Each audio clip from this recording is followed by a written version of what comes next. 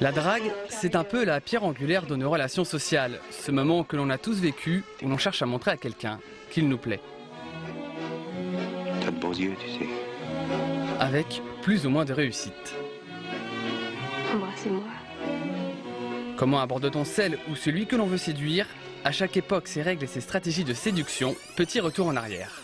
La drague a probablement toujours existé parce qu'il y a toujours eu cette envie d'aller vers l'autre, aussi bien pour se mettre en couple que pour avoir plein de partenaires, pour faire des enfants, pour s'amuser. C'est bien beau tout ça, mais comment draguait-on auparavant? Il y a 300 ans, par exemple, les hommes devaient prouver qu'ils avaient de quoi satisfaire une femme, de quoi la protéger, de quoi la sécuriser, qu'ils avaient l'argent suffisant pour pouvoir former une famille, au moins avoir une maison, etc. À l'époque, c'était donc l'homme qui séduisait et non la femme. Au fil des décennies, la drague a évolué, mais c'est surtout dans les années 60 qu'intervient la rupture majeure. Mais qu'est-ce qui a pu causer cette rupture? Les revendications des femmes sur l'égalité de la sexualité, sur l'égalité de toute une série de droits, sur l'égalité de la sexualité et surtout sur le contrôle des naissances. C'est l'époque bénie de la révolution sexuelle. La conquête amoureuse n'est donc plus affaire de mâles dominants qui sélectionnent leur proie. Les femmes affirment à leur tour leurs choix sexuels et sentimentaux. Adopteunmec.com. Aujourd'hui, la drague ne se fait plus en discothèque, mais derrière un écran. En Belgique, 56% des 16-25 ans utiliseraient ces nouvelles technologies pour faire des rencontres, comme Lise, aujourd'hui en couple. Elle a testé pendant plusieurs années la drague sur Internet. C'est par curiosité qu'elle s'est retrouvée sur l'application Tinder. Donc en fait, nous avons des jeunes hommes qui se présentent à nous avec un pseudo, leur âge. Si je clique sur le profil, je peux voir à quelle distance il se trouve, à 1 kilomètre. La dernière fois où il a été actif, c'est-à-dire il y a 34 minutes, donc il utilise apparemment l'application régulièrement. Il s'est perdu dans Bruxelles et il fait de la musique. Voilà, c'est tout ce que je sais de lui. J'ai droit à 3 photos. Et là, je me retrouve face à une possibilité de soit liker ou soit le renvoyer à la maison. Et donc, si je le like, peut-être que j'aurai un match. Non, il ne m'a pas matché. Ah si, voilà. Vous êtes compatibles. Lancée en 2012 aux États-Unis, cette application a très vite fait le buzz et séduit les jeunes du monde entier. Je me suis dit que j'avais un smartphone, que l'application était gratuite, que j'étais curieuse. Et que j'avais vite fait le tour des hommes dans mon entourage, en fait. Elle a essayé et il n'a pas fallu longtemps pour y trouver des avantages. Quand on est dans un bar et qu'il y a des gens qui viennent vers vous, c'est pas toujours forcément des gens qui peuvent vous plaire. Et là, les gens qui m'approchent, ceux que je laisse m'approcher, en tout cas, c'est des gens qui, en tout cas, physiquement, c'est très superficiel ce que je suis en train de dire, mais physiquement me plaisent. C'est pourtant de manière conventionnelle que Lise a trouvé le grand amour. C'est bien beau tout ça, mais on a voulu savoir si la drague à l'ancienne, ça marchait toujours.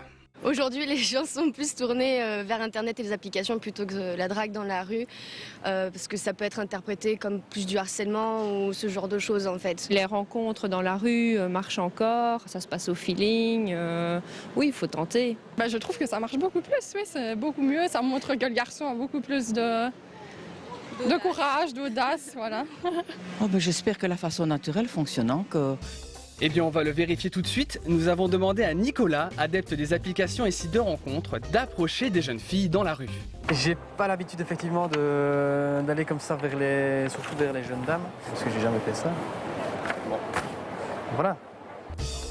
Pour aider Nicolas, nous lui avons amené les conseils d'une sexologue. L'idée de soigner sa présentation, toujours valable, d'accord. Le tact pour aborder une personne dans un lieu public. La sexologue, c'est elle, Valérie Lheureux. Séduire, ça veut dire amener l'autre quand même à rentrer en contact avec moi. Donc s'il n'y a pas de respect quelque part, la séduction n'a aucun sens. Mais les détails lors de la première rencontre feront la différence. D'abord prendre soin de soi et puis être dans des rencontres en essayant de trouver justement une connivence. Nicolas a visiblement du mal avec la connivence lors de sa première tentative. Bon. Dans un lieu public où il y a une connivence entre les personnes, aborder quelqu'un qui est en train de regarder le même match de foot, ça peut être justement un endroit où il y a beaucoup d'énergie, où il y a de l'excitation et tout. Ça peut être un super bon endroit pour draguer. Nicolas, lui, bonjour, ma foi. Il profite de la pause midi. Vous êtes toute seule? Oui. Ouais. Temps de midi? Ouais. Pas le temps d'aller prendre un petit café? Non, vraiment pas le temps. Vraiment pas? Pas le temps ou pas envie? J'ai pas envie. Pas envie? D'accord, il n'y a pas de souci. Encore un râteau, troisième tentative. Bonjour. Peut-être la bonne. Excusez-moi, vous êtes seul? Oui?